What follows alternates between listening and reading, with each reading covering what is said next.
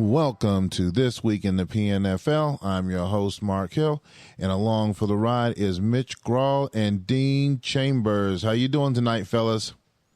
Very good. All right. So we have finished week 10, and we are going into week 11. We're going to run through the games.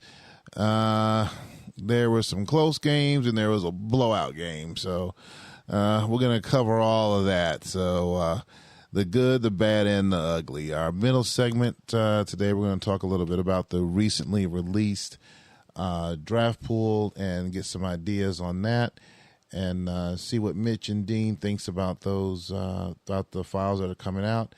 And then we'll go into the upcoming games for week 11 to cover all of that. So if you guys are ready, that was a quick intro. We're going to jump right into this and get it running. First game that we have for week 10, we have New England hosting LA. And I'm kind of curious of what you guys have to take on both of these teams, as LA took this one 38-24. We're going to start this week's show off with Dean. Yeah, this game didn't quite go as expected. I really thought that the Patriots are going to win this. I predicted an upset. But Steve really showed up, and I knew he would, but his team played really well. Herbert completed 77% of his passes, and the Chargers ran for 128 yards. It was just solid performance on offense.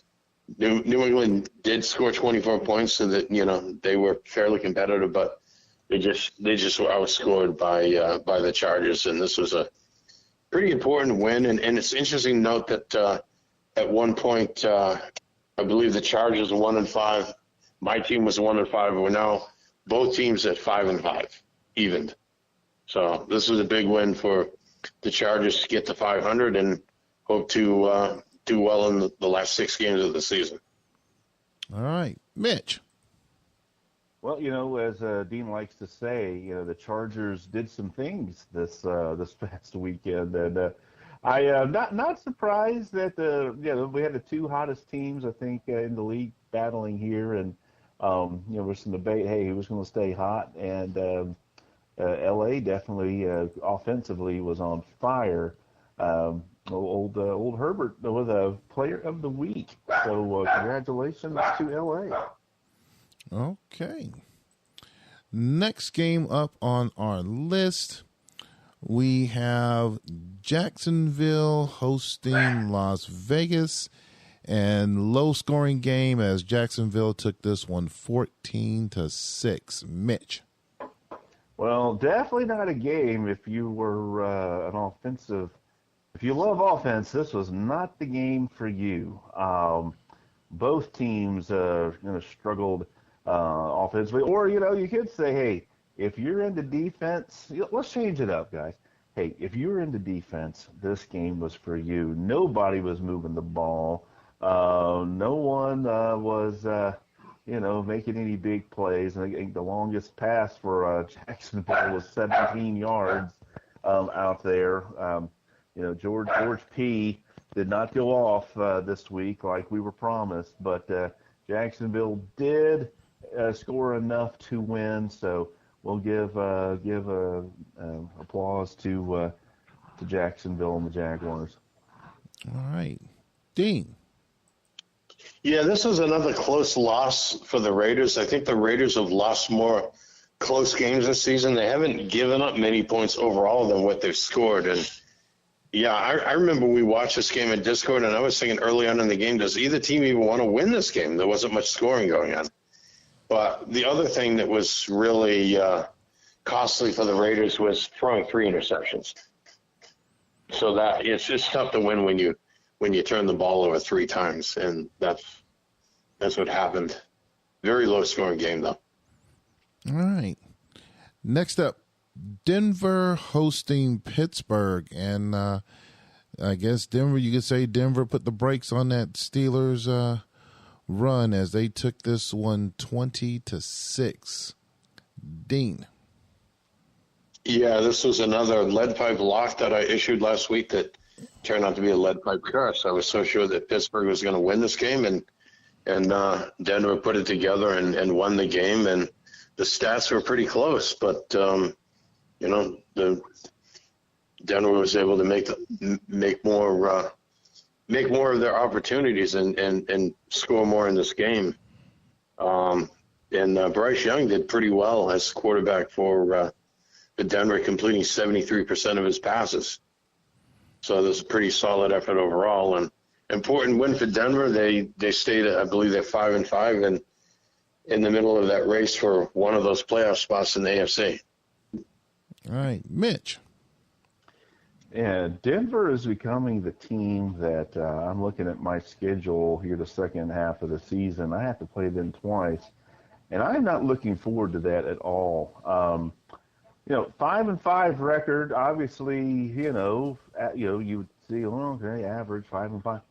This team has is second in the AFC in scoring with 246 points, and they're second in the AFC, second in the entire league in points allowed at just 175. In fact, they're only 1 point from being tied for best in the league in scoring defense. And so, you look at that and you're kind of like, good grief. I mean, how are they not, 7-3, 8-2, something along those lines. So, like I said, I am not looking forward to those games. Once again, your AFC West, golly, man, I thought we were getting some rookies in this division, and it'd be a little bit easier coast. But dadgummit, man, these new guys come in, and you got Pittsburgh 7-3, Denver, starting to look like world beaters. You got Steve, doing his anti-tanking out there. Man alive, this division is killer. So, I think your ass to Denver. I think if I had to play this Denver team twice more this season, I think I'd be wishing that I was playing the Headless Horseman instead. Yeah, I think I might have a better chance, man. These dudes are looking good. That's good. Next game up, we have Houston on a roll. A couple little setbacks mid-season, a little bit way through the season, but they got back on the proper footing, taking on Washington as they took this game 27-19. We're going to start with Dean again.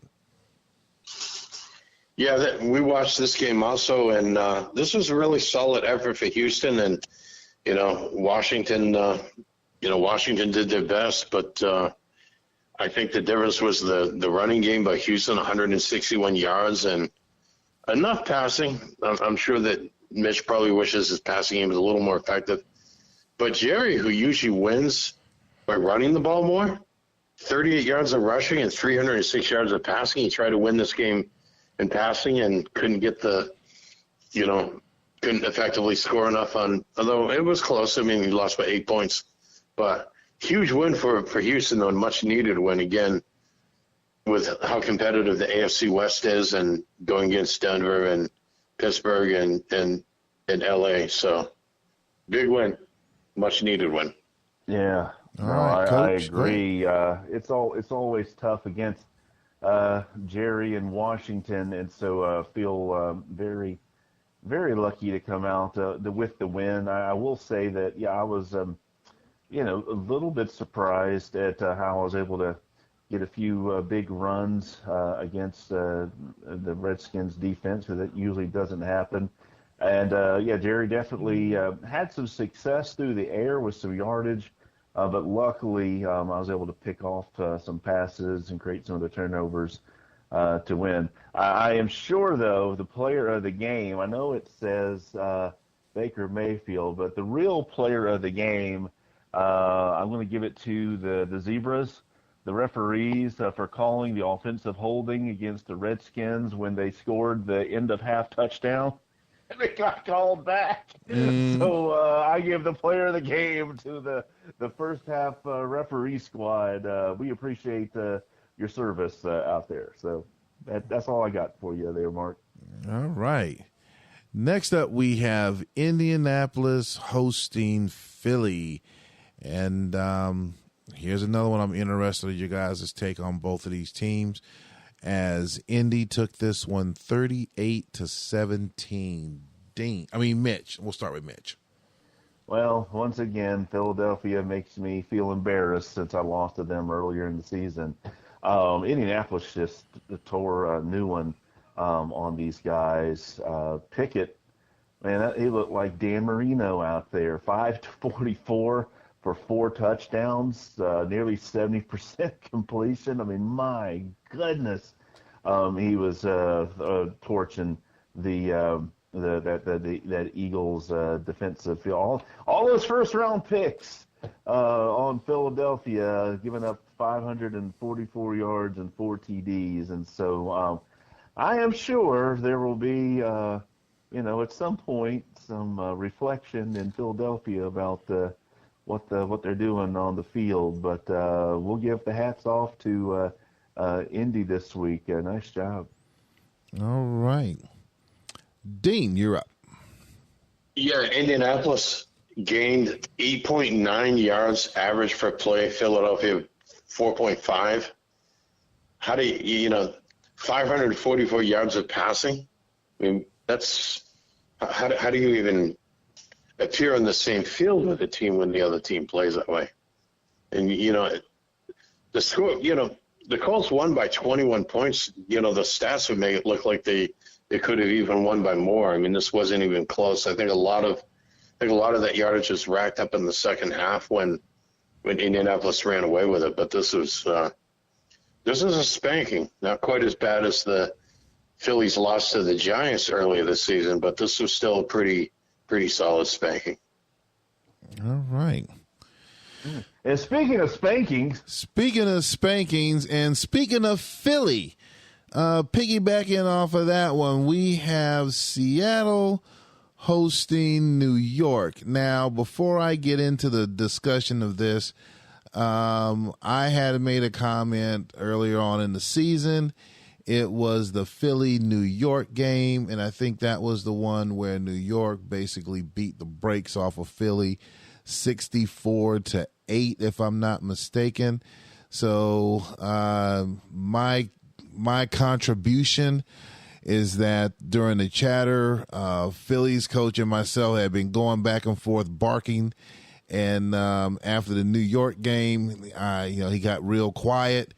And so New York said, all right, I'm going to make a round 2. And, hey, Seattle, you was talking trash about Philly, so let me come beat the brakes off of you as well, as Seattle took this one on the chin 51-20. But I will say in my defense, I did score more than once. No. There is no defense. Hey, trivia question, everybody. Here we go. All right, we're going to start. Hold on.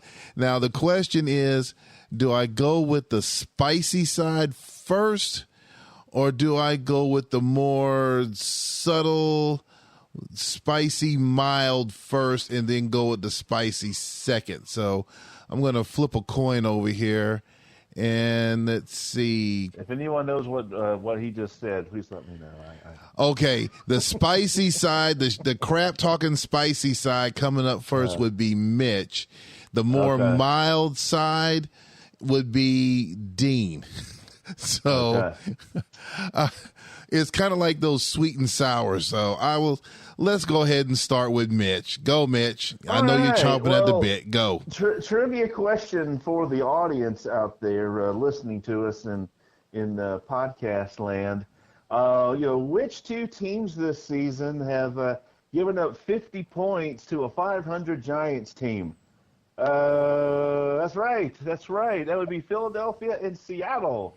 Both giving up 50 points to a 500 Giants team this year. And I guess the bottom line here is Seattle just could not stop, just could not get off the field against these guys. I mean, the Seattle actually had some pretty good offensive numbers when they were on the field, and and playing, but they just could not just do anything defensively against these Giants. And there's not a whole much to say. I mean, I won't.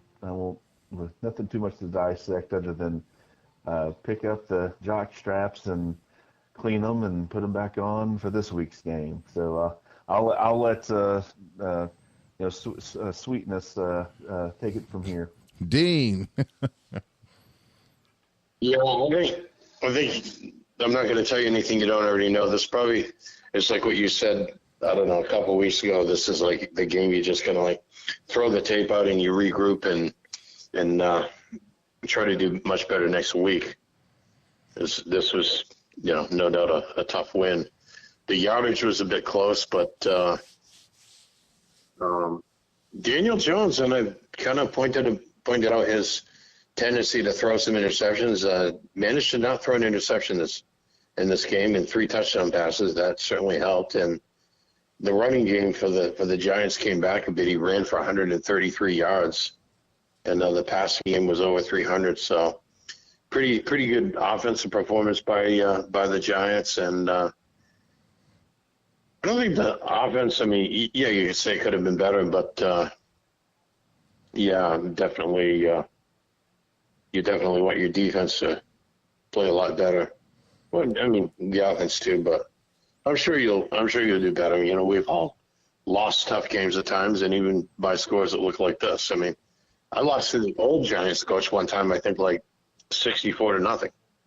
Mm-hmm. And he went for 2 points when he was ahead of me by more than 50, and he scored a touchdown and converted. That was the old Giants. That's not Sean, the old Giants owner. Right. So, and then his quarterback did a virtual teabag on the 50-yard line or something to a lineman, I think. So. Wow. Well, I had 5 sacks. So the sack bug came back to town. Those numbers were kind of low, and that went out the window. 1 fumble, lost that one. Like you said, just couldn't get off the field. So enough said about that. So, yeah, I'm not above not cracking on my own team. So next game up, we had, I would say this was definitely a good game. We had the New York Jets taking on Chicago, as New York took this one 21-24. Dean. Yeah, this was definitely a matchup between 2 big-time heavyweights. And, most of the time, as I remember, there have been some times when Chicago has beat the Jets, but most of the time when these 2 teams play, I would say probably 3/4 of the time the Jets will win. And this time they did, but it was tough. It was close. They won by a field goal. It was pretty even statistically, and not a whole lot of turnovers. I think two turnovers on one team, won by the other, but Maybe the edge in this even matchup was just simply the Jets were the home team, and that might have been the edge. Yep. Mitch. No, I think Dean said it. Definitely, expected to be a solid game, and it was. The thing that always catches me is when you start really digging into the weeds on these things. When you play the Jets or the Cardinals, and there's some other teams out there, right, that are perennially tough. You're not going to win those games typically dinking and dunking the ball down the field, right? You got to, go for some shot plays and try to get the ball vertically down the field. And when you look at the stats, right, yeah, the completion percentages for both teams weren't all that, great, what have you. But, they were able to get the ball down the field. And if they didn't do that, neither team could run the ball very well. So if they were not stretching the field, even giving a 50% completion percentage, they weren't going to go anywhere. And so I think that's something for a lot of us to take away is that you might get some solid statistical numbers or QBRs by dinking and dunking, but if you're going to win big games or you're going to beat some of these super tough defenses, you got to take some chances down the field, in those first and second down situations. So anyway, that's it. That's just my thoughts as I'm looking at the numbers. All right. Next up, we have Atlanta going up against San Francisco and pulled up a nice win by the score of 16-14. Mitch. Yeah, I mean, I think I don't remember, but I think I actually predicted Atlanta to win this game, and so not shocked, surprised there.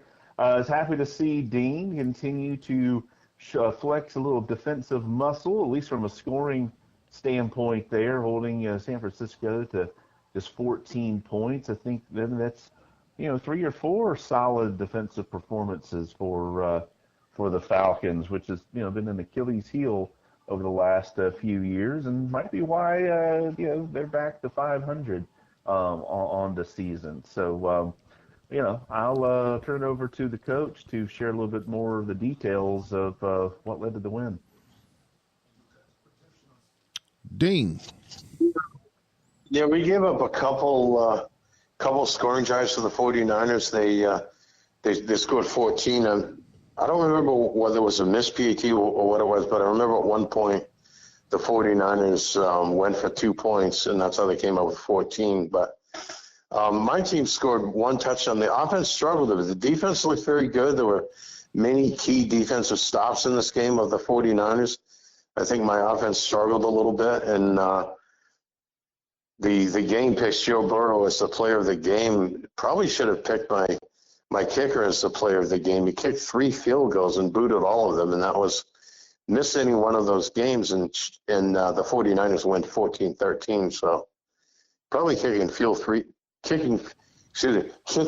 field goals should probably be a player of the game, but we know that the game has certain ways that it picks those players of the game. But yeah, it was a close game, but I was glad to be on the right side of that and win by 2 points rather than lose by 2 points. I had 3 close losses early in the season, the 2 games against the Giants where I lost by 1 score, and then the game against Green Bay where Green Bay scored literally in the last second of the game to win the game. So it's good to be on this side of the close game for a change.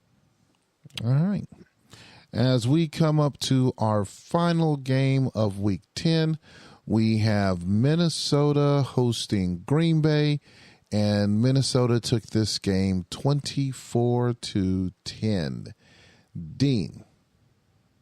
Well, my team and the Chargers are carrying 4-game winning streaks, but if anyone has noticed, and maybe it's quietly taken place, Minnesota is carrying a 4-game winning streak as well, and also now moved into first place in the division. And there was a lot of trash talk going on between Shuggy and Barney, and the result of the game was played, and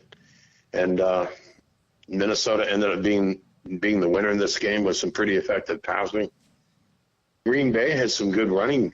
Green Bay outscored them in the running game 141 yards to 53, but the passing game was definitely an advantage for Minnesota, and some good defense holding Green Bay to just 10 points.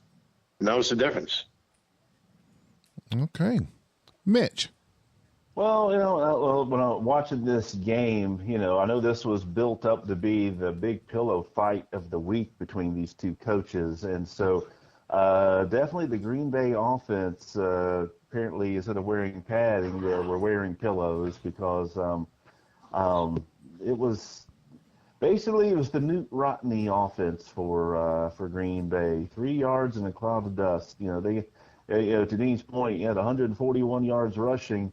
But it took them 36 attempts to get that. And so they were not moving the ball at a quick pace. They had the ball 36 minutes and put up a whopping 10 points. So, Minnesota did what they needed to do to keep them out of the end zone. And, when they did have the ball, they got the ball down the field and, they were able to get those 24 points. So that's my thoughts on this game. Okay. So as we wrap up the Week 10 games, we're going to pivot over to the big news that came out within the past 24 hours or 48 hours roughly. I know Mitch is definitely elated about that. The new draft file for the new season has been released. There's been some things that Charlie mentioned, how the players are going to be listed on there. And I believe he's adding some UFL players in there as well. I know you guys, some of the guys that went in there and started taking a look at the players that are there and the stats in there, their attributes. And I think some people have already started putting their formulas in it. I know there's going to be multiple versions of that coming out. I think as Charlie does some tweaking to it. So we're going to talk about that a little bit and see what your guys' take on this is. So with Dean starting out the first section, we're going to have Mitch start off on the middle one. All right. No, it was one. Thank you, Charlie, for getting the draft pool out as early as you have. I know that we have asked for the pool to be sent out, at least by the trade deadline, so folks that are trying to make some roster decisions on who to carry over and whatnot, these things have an idea of what might be coming available in the draft. So I do appreciate that. And I like the fact that it is a smaller draft pool. I know that was something that I know myself and a few others had brought up around, just the size of the draft pool itself compared to, the NFL size draft pool, et cetera. And since we have, about half the teams that the NFL does, but we had twice as many players in the draft pool as the NFL would send to the combine, right? And so I think that this part is a step, in my opinion, a step in the right direction because, we talk about creating more value or draft value in players. And I think, having a smaller pool to draft from certainly lifts the value of players. And, if you've got positions, and there are some positions that, you've maybe only got, 10 or so people in the draft pool on, like say a quarterback, right? Maybe there's only a smaller number of quarterbacks, which, in most drafts, there's only about 7 quarterbacks drafted, typically, right? And in the NFL, well, guess what? If you're in need of a young quarterback, you're probably going to want to make a few moves to get further up in the draft because, there's, you don't have a pool of 14 where 7 of them could be potential starters. You've now got a pool of, 8, and you know what? It might be where you got 3 starters and 2 or 3 potential backups, and then 2 or 3 that'll be, free agents, kind of thing. So to me, this feels a little bit more realistic in my opinion. So I have not gone through and done all the super analysis and all that yet because there's a lot more that goes into it just for the way I do it than just the rookies by themselves. But I like the direction that this draft moved, and which means that there's probably a lot of people that don't like it. So I'll let Dean take it from here. Yeah, I think one of the things that will be, I think it's good that the draft pool is available this early so people can make decisions and have an idea what's available. And, because one of the things we have to do by the end of the season is to cut down to 53. So many of us are carrying, 60, 61, even 63 players on the roster, or 62. And, we have to look at how many of those players we're going to let go to get down to 53 at the end of the season, and how many draft picks we have going into the next draft. And, you know that you're only going to have a max of 63 roster spots going into training camp in the offseason. So all of those decisions need to be made, and you look at each position and, am I going to draft a rookie at this position? And what's the draft pool look like? How many of those players that are in the draft would, make my team and be the kind of players I'm looking for? So, all those. So I think it's great that Charlie releases this draft pool. And, the draft pool is continuing to evolve in a certain direction, and I know that's going to be somewhat controversial. There'll be those who like it and those who don't like it. And, every draft is a bit different. Some drafts are a little bit deeper in some positions and a little bit more sparse in some positions, and, so on. And in this draft, I haven't done a full scouting of it, but I've done some looking at it and actually seeing, I don't need a quarterback, but I looked at the quarterbacks, and they do seem to have some flaws here and there. Caleb Williams, for example, I think the flaw in him was the discipline rating is probably a point or two less than many of us would like it. And some of the players, and it seems to be a theme of the draft pools, that we're going in the direction where more of the players have like a flaw in one rating, where it might be a rating that's 1 or 2 points less than what you might want it to be, for example.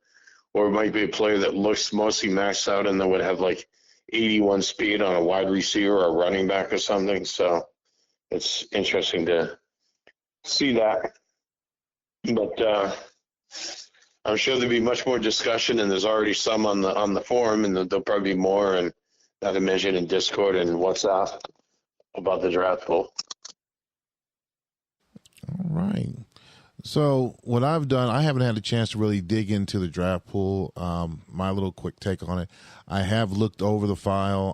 I haven't made any of the, how some of the guys put their formulas in to assess the players and pick out what players are available for different positions. But just a quick overview on it. I do like the fact that it is a smaller pool. I think, as Mitch mentioned, in his portion, that the problem with the previous draft pools, when it was so huge, a long draft file, then you had all the free agent players out there, so we had a real large pool. So now it looks like, and you guys jump in as well, I think Charlie's realizing that now, he's kind of reducing that. So you're definitely going to have a much larger free agent pool. I think he's going to kind of narrow that down as well, but there's still going to be a pretty decent size of free agents out there to go along with the draft, which I think is kind of more in line with the NFL, how they have their file set up. Would you agree, or how they have their players set up? Would you agree with that? Yeah. Yeah. Oh, yeah. I mean, you don't go, most NFL from season to season, right? In the NFL, you're not going to, out of 32 teams, 32 teams aren't going to find a starter at each position from the draft. And I think there's been a lot of times where, you could be drafting in the 6th round, and, you'd be able to easily find someone that could be a second or third linebacker on your team, or, third or fourth wide receiver.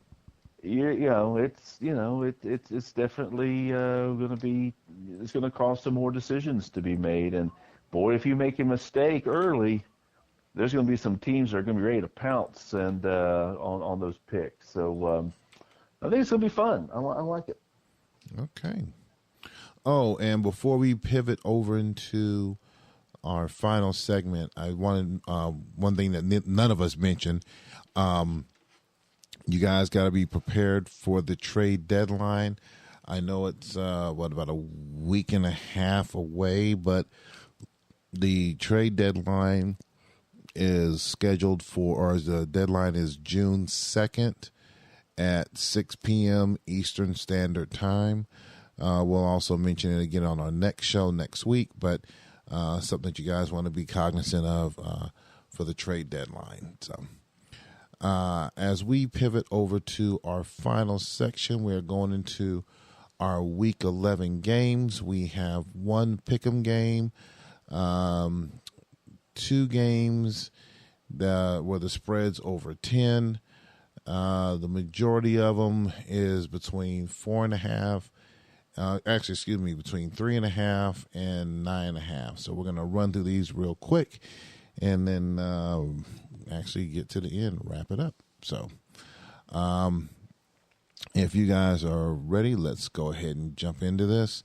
The first game for Week 11 we have the Atlanta Falcons taking on the Indianapolis Colts, and they are giving the Falcons 4.5. Mitch.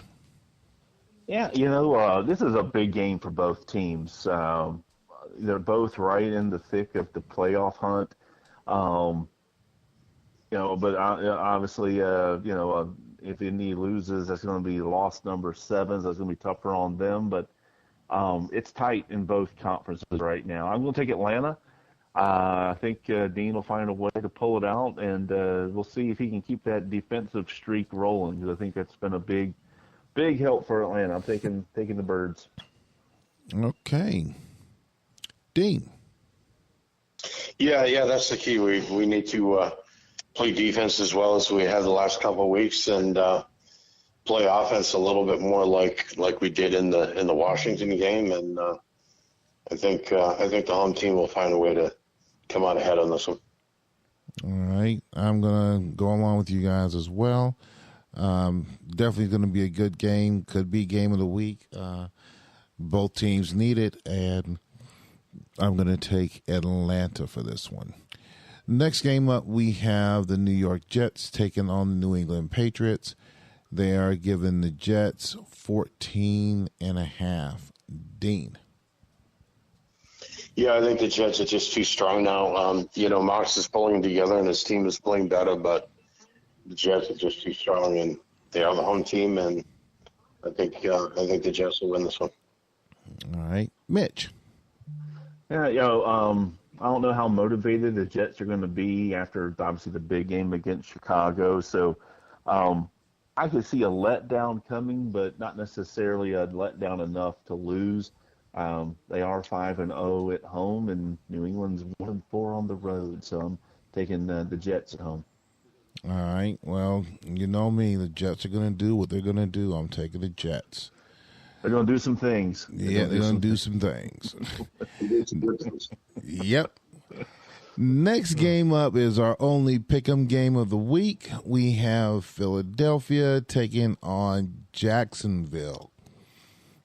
Mitch.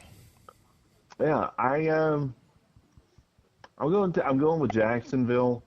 They have not been a good road team. They're only 1-5. But Philadelphia, they're 1-3 at home. So I feel a little bit more confident in what Matt will put together this week, and they need it too, man. It's a must win for Jacksonville. So I'll take Jacksonville.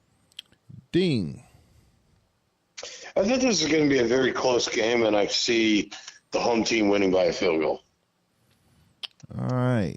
I'm going to split it on this one. I'm going to go with the road team this week, and I'm going to take Jacksonville for the win on this. Next game, we have Minnesota taking on Vegas. They are giving Minnesota 9.5. Dean. Yeah, I think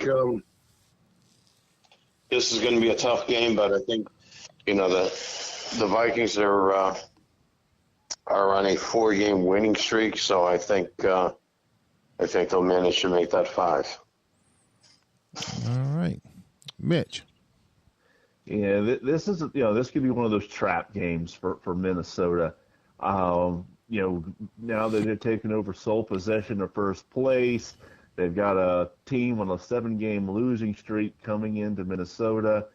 You hope Barney doesn't maybe take a little bit of a exhale after that tough stretch. So I think it could be closer than the spread, but I'm going to go with Minnesota. And you know what?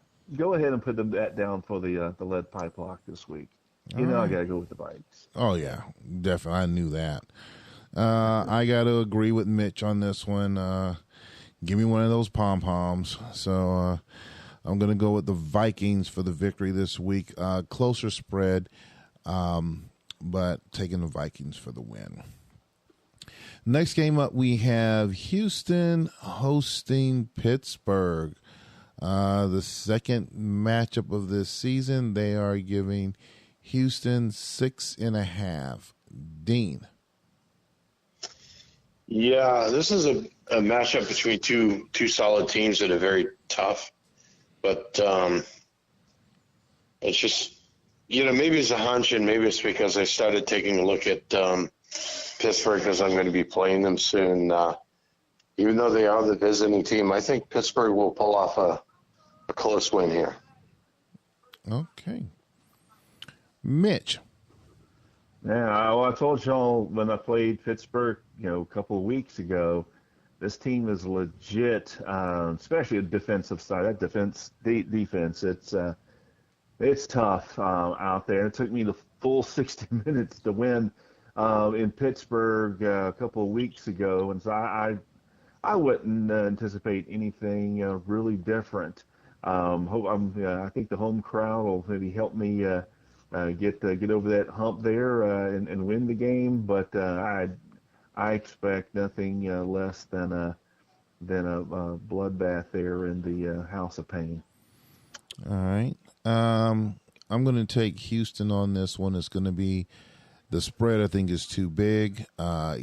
Much tighter spread, but as Mitch just mentioned, given that home cooking is going to give them the slight edge, so I'm going to take Houston on this one. Next, you can't have the two teams statistically that are more even. 7 wins, 3 losses. Both have scored 230 points. Both are 4-1 at home, 3-2 on the road. I mean, it's going to be a fight. Oh yeah, like I said, it's going to come down to home cooking. So, next game up, we have the LA Chargers taking on Denver, and they are giving the Chargers 3.5. Mitch.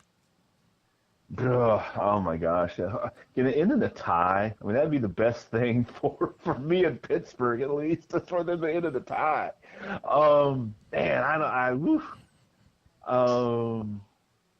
You know what? I said it earlier, so I can't go again. I'm thinking Denver. I mean, Denver is. Maybe it's beginner's luck. I don't know, but if it is, they're getting a lot of it. So I'm going to take Denver this week, and what probably will be a low-scoring game, I would suspect. All right, Dean. I would take the under if we had over/under. Yeah. Dean. Yeah, this is going to be a very competitive game, but I'm going to tell you, this is the game you want to max out your credit cards and put your bet on this one. And I'm putting a lead pipe lock on this one. And I think the home team is going to narrowly get the win here. Denver is tough to beat, but I think, Steve has certainly mastered this art of winning while allegedly tanking. So the Chargers are going to win a close one here. Lead pipe lock. Not so fast. This is going to be a good game. It's going to be a very intense game. But I'm going to give the nod, and I'm going to push my chips over with Denver this week. So it's someone's going to be having a lead pipe curse this week. So I think the spread's pretty much right on it, right on point. But I'm going to give the slight nod, very slight nod to Denver this week for the victory. Next game up, we have Washington taking on the Giants. I don't think the Giants are going to be beating the brakes off of Washington, but they're also giving Washington a 6.5 point spread. So we're going to start off with Dean. Yeah, I think Jerry's going to look at that 51 points and he's going to say, no, that ain't happening this week. Washington, it'd be a tough game, but it'd be close because rarely does Washington blow out teams. But Redskins are going to win this one. Mitch. Well, the Giants are 4-1 on the road, and this is in Washington. I think it's going to come down to the forecast. If there's rain, we'll go with the Giants. If not, Washington.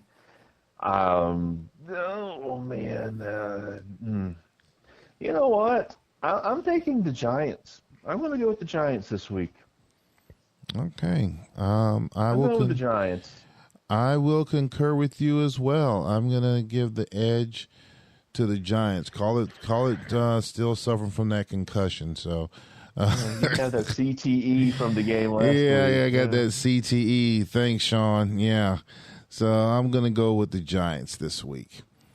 Next game up, we have the Cardinals, Chicago taking on Seattle, and they are giving Chicago. I wish it was Seattle. They're giving Chicago a 17.5 point spread. Mitch. So the team that gave up 50 to the Giants now have to play the Cardinals after a tough loss. Woo! Well, good luck with that, pal. I'm taking Chicago. Dean. Yeah, I think this game might be closer than expected, and I think Chicago will still hold on at home.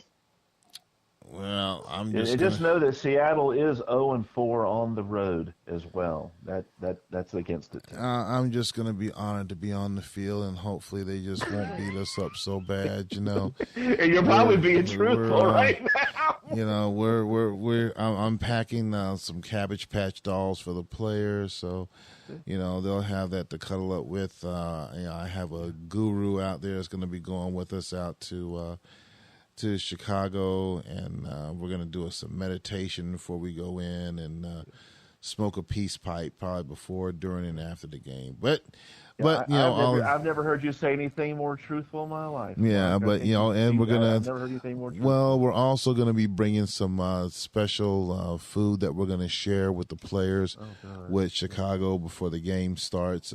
Some nice stuff that. We have in the Pacific Northwest some Pacific Northwest herbal supplements to see if to as a peace offering, making sure they get some nice stuff to eat and maybe some things to drink before they go out to the field. So we're offering some peace. We're offering some peace to them.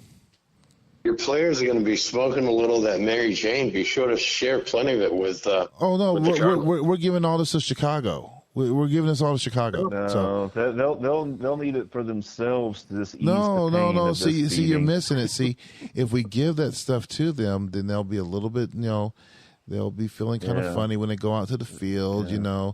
We have some special food we want them to try out and eat. So the brownies. Yeah, the brownies. That's yeah. There you go. Now you're with me. Yeah, and it'll still be a 14-point game. I don't know. Well, see, we're gonna give them some special food to make their tummies rumble a little bit. So, last game. We have San Francisco hosting Green Bay. They are giving the 49ers 7.5. Mitch. Well, San Francisco is one of those 500 just across the board. 5-5 overall, 2-2 at home, 3-3 on the road. But Green Bay is 0-5 on the road, and this game is in San Francisco. So I am going to take the 49ers. Okay. Dean. Yeah, that's all the reason that Green Bay will have incentive to win their first game on the road. If they beat Chicago, they can beat San Francisco. I'm calling for the upset here. Green Bay is going to be very close because San Francisco is a very good team, as I said in the pregame. But Green Bay will pull off an upset here. Dean, you might be calling for the upset, but I don't think anyone's going to be answering. But we'll see how it goes. No, I gotta agree. I'm leaning with San Francisco on this one. I know Shuggy's had some rough outings out there, and I think it's gonna continue one more week as the 49ers will take this one. So, as we come to wrap up Week 11 games. Some good things to talk about in the middle segment. I know you guys are probably already looking at those files and putting your formulas in to get that going, and some good discussions about the games previous week and this one coming up. I think we're getting to that point now where things are starting to shake out as far as who are the top 4 teams going to be heading out into the playoffs. So it's going to definitely be very interesting to see what's going to happen in each conference. So as we close this up, we're going to hit the table one last time. We are going to start off with Dean. Yeah, we have 10 weeks of the season left, and 10 weeks of the season completed and 6 weeks left. Some very interesting games and some very interesting playoff races, and most teams are still mathematically in it, and at the same time, we might start looking at which of those teams is going to be in contention for the Sacco Bowl. So there's a lot of interesting games left, and 6 weeks of PNFL action left to go, and good luck everyone in their games this weekend. All right. Mitch, any final words for you? Take us home. Yeah, I think it's going to be, this is, a start of a nice stretch run here, these final weeks of the season. A lot of, like you said, a lot of teams at 4-6 to 5-5, area that have to get some wins here to keep themselves alive. So I think it's going to be some fun football these next few weeks. I can't wait for us to talk a couple of weeks from now and to see who's still hanging around for those final 4 games. So I think the only thing left to do now, Mark, is saddle up and let's get it.